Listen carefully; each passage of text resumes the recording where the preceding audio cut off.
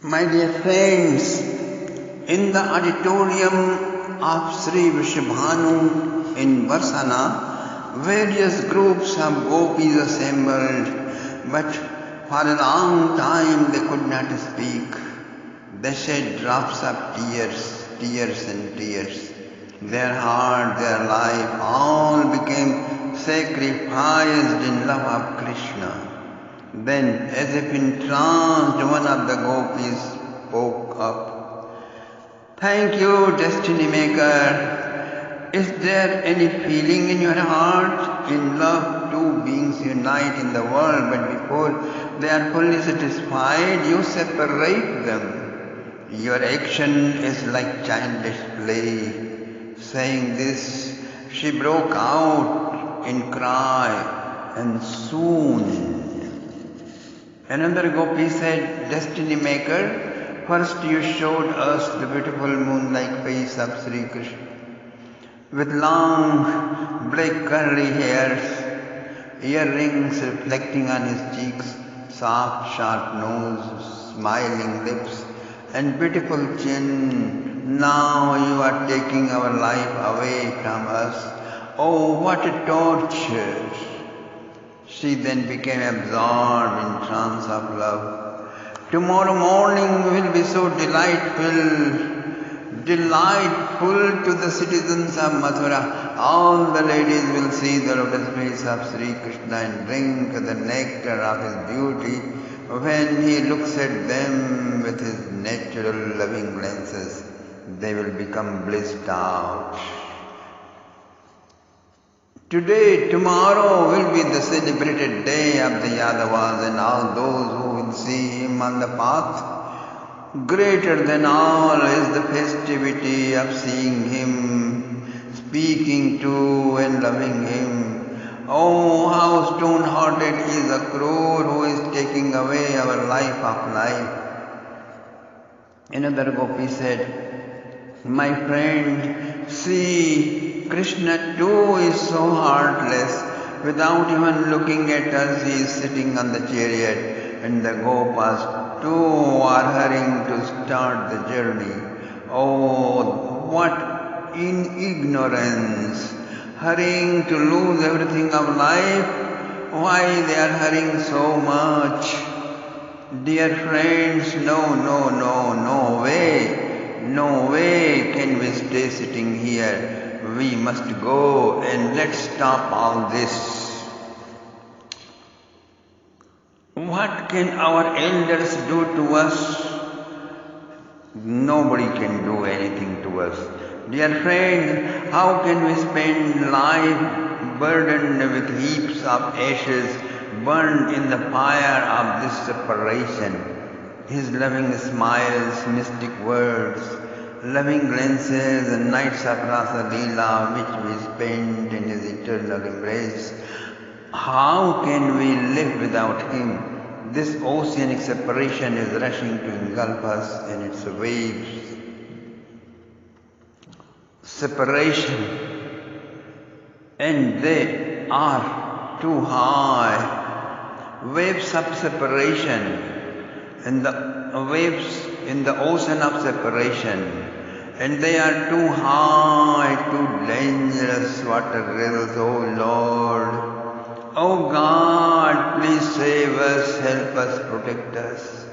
Every day, not just one day, we used to see him going to the forest with the cows, holy cows, and our brothers. And coming back in the evening, his long black curls, his flower garland smeared with cow dust, playing flute, smiling, looking at us with love-laden glances. How can we live without him? Venus began to set in the eastern sky, my dear friends. Such was the fortune of the milkmaids, the gopis of Vrindavan. Entranced in the same samadhi of Virabhav, they took a shower, changed their clothes, and their feet walked. They all assembled in front of Nanda's palace. All those years until yesterday, the ecstatic gopis used to assemble there with with the music of joy and songs of bliss echoing. This was the same place where the township would stand to feast their eyes with great anticipation to see Krishna going to the woods. They would shower flower petals and palm rice and corn, and the cows and gopas used to move like a royal procession. Now the chariot was in the same spot. A crore was sitting on the chariot, and cars from Nanda's palace were loaded with milk, butter and curd. Others continued the suitcases and personal belongings of the gopas. Duty bound, the gopas were doing all that they could do for a comfortable, fast journey. Please, this was Nanda Roy, adorned in his royal turban and a new silk, who instructed a crore, please follow our cars in Mathura. Okay, I will not go ahead of your cars. At midday, I need to stop by Yamuna bank for my noon ablution. Akruji informed Nandarai. Nandarai told him about a special bushy and slow current place, best for bathing and sightseeing and doing Sandhya Vandan. Shandil and all of the sages arrived and stood at the gate chanting, singing hymns of the Vedas for an auspicious journey. Inside there was another well of cry echoing. Mother Yashoda had woken up so early and showered, put on a new silk sari and bathed her son. She adorned him with his best garments and ornaments. Krishna looked like a combined treasure obtained from the milk ocean, or a star moving on earth, or a present from the goddess of fortune, or the very sanctum sanctorium of the gopi's heart. When the time to send him came, Yashodaji embraced him and cried like an osprey. The whole palace was saddened. The parrots in the cages, peacocks in the rooftop, monkeys on the walls, and little kitties also cried. Suddenly, humba sound echoing in the directions from the cow place, cow shed. The cows and calves were worried, thinking what was happening, because their Gopala hadn't come yet. What's there outside? What is happening which is not so good? Their hearts were crying. Krishna walked to the crystal and emerald cowshed and saw Dharma, Aruna, Kamda, Kapila and Gaurav. He petted each of them and gave them a boon of ever union. Glancing at them with merciful eyes, he came out. Mother Yashoda and Rohini embraced Krishna and Balram, and the maids began crying more heavily. Yashoda placed a water-filled garland and sandal-pasted pitcher on the left and a smokeless flame on the right, and the gopis stood with mirrors. Shandilya gave green grass, white flowers and rice. Krishna placed them on his head. Then Mother Yashoda had him donate ghee, honey, gold and holy cow with handsome calves and many cows to each of the sages. Then they fed them. Vedic mantras resounded again, conch sound echoed, and gopis began to sing through their tears.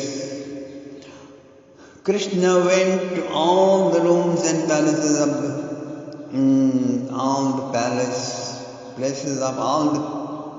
palace once again, petted and consoled all of the pets, birds of the palace. And then Mother Yashoda took his arm in hers and they walked the stairs. Vedic mantras were still echoing. The gopis saw Krishna coming with Mother Yashoda. They came close and became almost hysteric. As soon as the conch sounded, leaving Mother's hand, Krishna held the chariot side and lifted his right foot and climbed in. Then so did Balramji. Krishna lived in Vraj 11 years, 6 months and 5 days. On the 13th fortnight, in Amrityo, he proceeded for Mathura. Tears streamed from the eyes of Mother Yashoda and Rohini and all Krishna arms. The gopis ran down and held the wheels of chariot and the feet of the horses with their bodies, with all of their might. At that time, the gopis and gopas began to cry. Standing or sitting far and wide, watching this scene, the wildlife too began to cry. Sri Radha looked and said, Kwananda Kula Chandrama, Kwasakhi Chandra Kalankriti, Kwamantra Murali Rava, Kwan Surendra Niladhyuti. My dear Lalita, dear Vishakha, do you see my beloved Krishna sitting on the chariot? But tell me, why is the earth shaking? Why the whole world is reeling? Why am I evaporating away? Where is my moon of Nanda's race? Where is my peacock with her crown wearing beloved? Where is my sweet flute player? Where is my sapphire light illuminator? And then Subal and Sridham ran down, Shibhanu ran down, and Krishna leaped from the chariot, embraced Sri Radha. Suddenly, in a dazzling light, they disappeared. And Sri Krishna gave Radha the wisdom of Radha Gita, and Radha's sorrow disappeared. And when they reappeared, Sri Radha was looking at Krishna and Krishna was looking at Sri Radha.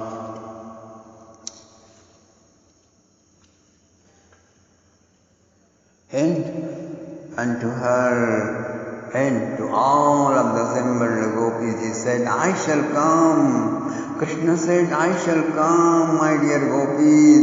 Long ago Brahma, along with the devas, came to my abode and prayed that the earth was overburdened with demonic beings, and their persecution of the pious of the world had become unbearable. Therefore, I took birth and I played beautiful pastimes here with all of you.